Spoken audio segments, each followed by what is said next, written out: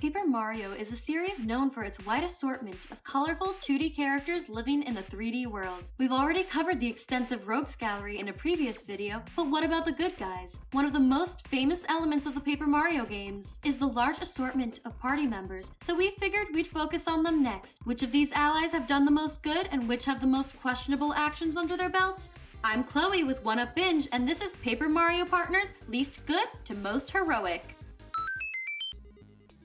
Before we start, we should clarify that Bowser, Peach, and Luigi will not be featured on this list due to their unique circumstances. They function more like alternate characters than partners, so we figure it wouldn't make sense to put them on a list of partners. To make things a bit simpler, we've divided this list into a few categories, starting with the gray area. These characters do help Mario on his journey, but have done some less than ethical actions in their pasts. They could have been Mario's enemies or caused trouble in other ways, but we'll call these partners the morally questionable. If you've seen our Paper Mario villains list, it should be clear why Kamek is at the bottom here. He's served as a major thorn in Mario's side in both Color Splash and especially Sticker Star. He helped Bowser with all his evil plans and engaged in dirty tricks like turning all of Mario's stickers into flip-flops. Despite all of this, he does plenty of good in Paper Mario the Origami King. When you first meet him, his main concern is reviving Bowser Jr. after he was cut to pieces by scissors. Later on, he puts himself in harm's way to save the others and help them storm King Ollie's castle. So, in the end, he did some good, but his evil actions still count against him. Next, we have another returning character from the villains list, Bowser Jr. In the Origami King, his main concern is rescuing his father from King Ollie, and he's willing to put himself in harm's way to do so. Much like Kamek though, he's also served as a villain in previous games. He ranks higher than Kamek for two reasons. For one, he only appeared in Sticker Star while Kamek also showed up in Color Splash, and secondly, while Bowser was just Kamek's boss, he's Bowser Jr.'s father, and it's tough to say no to family, especially at that age. So, Bowser Jr. has more of an excuse than Kamek, but his time as a villain still puts him near the bottom of the list. Next up is Spike.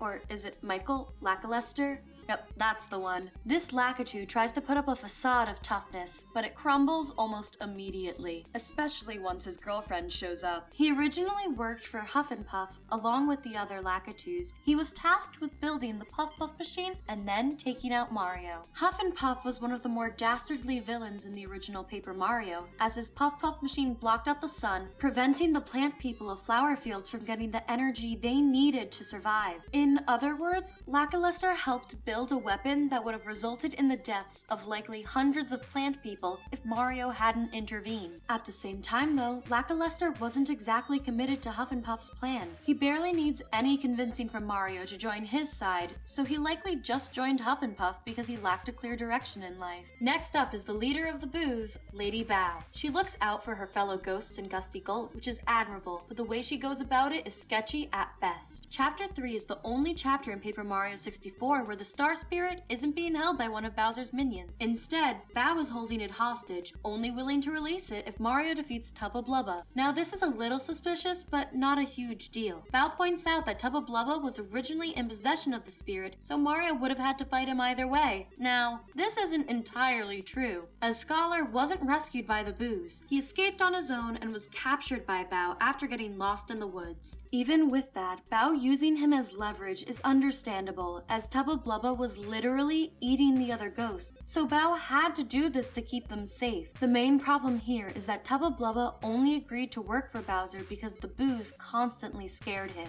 Now that obviously doesn't justify what he did, but it does show that the Boos and even Bow herself were willing to pick on him to the point where he took such drastic measures. While Bow does say she'll tell the Boos not to pick on him anymore, she doesn't show any remorse or sympathy for the relentless scares they did in the past, and the move to not scare him anymore seems more like self-preservation than anything else. You could argue that scaring Tubba Blubba wasn't that big of a deal, as the Boos are ghosts, and that's what they do. So this was essentially a joke taken too far. But even with that interpretation, it's still worse than everyone we've ranked above her. Rounding out the morally questionable category, we have the badge thief, Miss Mouse. Just from that, it should be clear why she's in this category. She steals badges and pawns them off at her own store in Rogueport. However, it's hard to get too mad at her for this, as it's largely a victimless crime. at least in terms of what player is shown. We see her rob 3 places: Hooktail's castle, the Great Bogley Tree, and the Glitz Pit storeroom. Neither Hooktail nor the Punies seem capable of wearing badges, let alone getting any use out of them. As for the Glitz Pit, while the fighters would have a use for the badges, she didn't take them from the locker rooms. They were in the storerooms, which could mean a number of things. Either Grubba stole them from the fighters he drained, used them to rig certain matches, or used them to make himself even more powerful when he turned into Macho Grubba. Regardless of why the Glitz Pit had badges in the storerooms, Miss Mao's stealing them was arguably a public service. So, Miss Mao's criminal activities are mostly harmless. They still put her below the many party members who aren't criminals. Our next category is the standard good section. These party members haven't done anything that reflects poorly on their morals, and although they may not be the most heroic, they do help Mario.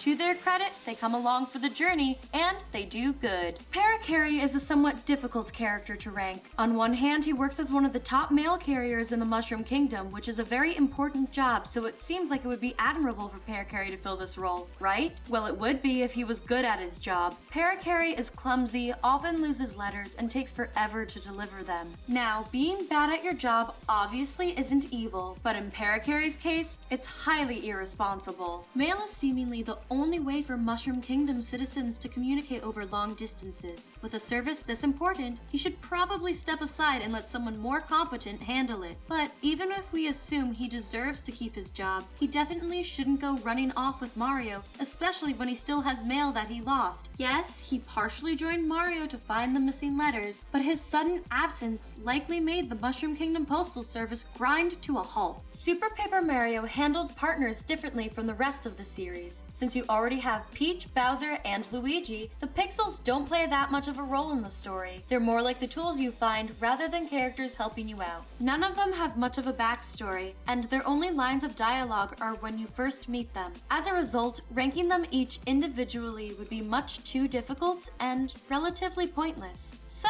they're all grouped together here. Also, none of what I just said applies to Tippy. She'll be showing up later on. Wat is tough to rank morally, as she's just a baby and doesn't have much of a clear personality, so she likely hasn't had much time to develop a concept of good and evil. She helps out Mario though, so she's still clearly on the side of good. You first meet Bombette inside the dungeon of the Koopa Bros fortress. Much like you, she was thrown down there for fighting back against them. There isn't a whole lot else to say. The two of you have a common goal, so you team up. The next on our list, Cooper, is a cheery, adventurous Koopa who wants to be an archaeologist like his hero, Colorado. Moving on to another 1,000-year door partner, Yoshi Kid's tenacity is truly admirable. Immediately after hatching, he's ready to fight beside Mario against his opponents in the Glitz Pit. Now, this isn't really due to an elevated sense of duty, it's just a strong fighting spirit, but hey, that's pretty nice to have on a team too. As Goombario's name would imply, he's a pretty big fan of Mario. Much like Cooper, he's friendly and enthusiastic, but that's about it. The only thing that puts him above Cooper is the fact that his family was willing to house Mario after he was kicked out of the sky, which was considerate and likely important for Mario's well-being. It doesn't give Goombario that many extra points as it was a family decision, not his own. But that just shows his family is full of caring people, including him. Next up is the wind spirit with a passion for the stage, Madame Flurry. She was a famous actress but got tired of the spotlight, so she left to live in Bogley Woods. During her time in the woods, she grew quite close with the local Punies and came to be seen as a friend and someone they could count on for protection. She's clearly shown to care about them, and being a sort of guardian figure is quite admirable. Her only issue is that she can be quite vain, which can sometimes get in the way of important business, like when Mario has to find her necklace before she'll come out of her room, resulting in a confrontation with the Shadow Siren. Still, this vanity never crosses over into arrogance, so it's not a huge deal. From one guardian to another, next we have Sushi. She babysits a couple of Yoshi kids on Lava Lava Island. While she might not be the most attentive sitter, considering you have to help find the kids when you first meet her, she still clearly cares about them. As you could probably guess from his name,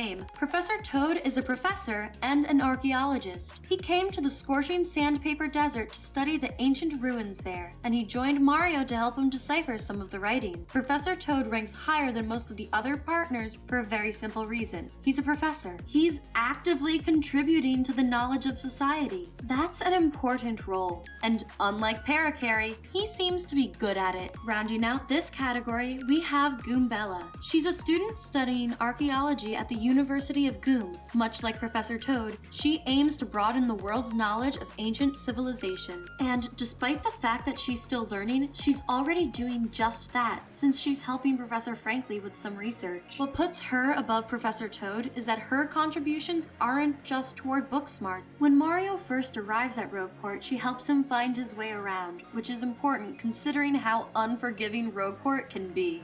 Now we're on to the true heroes. These are the partners that go above and beyond. They either overcome a major personal hurdle or sacrifice something major to help Mario on his journey. The others may have been good, but these guys and girls can truly be called heroic. Most fans of the Thousand-Year Door find it hard to forget the tragic backstory of Admiral Bobbery. Bobbery had a love for the open ocean and his wife Scarlet. Unfortunately, while he was out at sea, Scarlet fell ill and died before he could get back. Bobbery was not only wrecked with grief, but guilt as well, assuming he could have nursed Scarlet back to health if he had just been by her side. As a result, he vowed never to sail again. That is, until he received a letter Scarlet had written before her passing. She told him not to blame himself and not to lose his love of the sea just like he had lost her. After reading it, picks himself up and gets back to sailing. Bobbery's backstory is tragic and shows an emotional and deeply caring side of him, so much so that he just had to be in this category. However, he's at the bottom because unlike the others here, his big change wasn't really because of his own decisions and had more to do with Mario delivering Scarlet's letter to him. Still inspiring, but not as much as some of the others on this list. Next up is Koops. He's a shy, timid Koopa who lives in Petalburg, a town frequently terrorized by the dragon Hooktail. Koops had a bone to pick with Hooktail, as the dragon ate his father, so he teams up with Mario to avenge his father's death. What puts him above Bobbery is the fact that Bobbery overcame his grief with the help of an outside source, while Koop's decision to overcome his fear was purely his own, to the point where his girlfriend tried to stop him, but he went with Mario anyway because he needed to be strong for her. Next up is the final character from our villains list, Vivian. She was originally a member of the Shadow Sirens, but after relentless bullying from Beldam, she left the group to join Mario. Now you could argue she belongs in a spot next to Lacalester, as both of them originally worked for one of the villains before joining Mario. However, there is a key difference between these two. Lacalester didn't have much of a commitment to Huff and Puff and likely just left because he realized that wasn't what he wanted to do. Vivian, not only were the Shadow Sirens her family, but if the Rogueport legends are to be believed, she and the other Shadow Sirens were literally created to serve the Shadow Queen. In other words, Lacalester walked away from a bad gig. Vivian walked away from both her family and supposed purpose in life. If that doesn't take a tremendous amount of courage, we're not sure what does. Speaking of characters going against family, we have Olivia. In addition to just being a really sweet, friendly person to be around, she accompanies Mario on his mission to stop her brother, King Ollie, and hopefully get him to come to his senses. The reason she ranks higher than Vivian is the difference in family situation. Beldam was horrible to Vivian, so once she's broken free of her grasp, it's tough to have any hang-ups about fighting her. Plus, Beldam wasn't the main enemy they were fighting. With Olivia, her family situation isn't nearly as toxic. Yes, Ollie crushes her with a boulder, but that was non-lethal, and it was only after she refused to join him. So while Ollie may have been descending further into madness, he likely still cared about Olivia,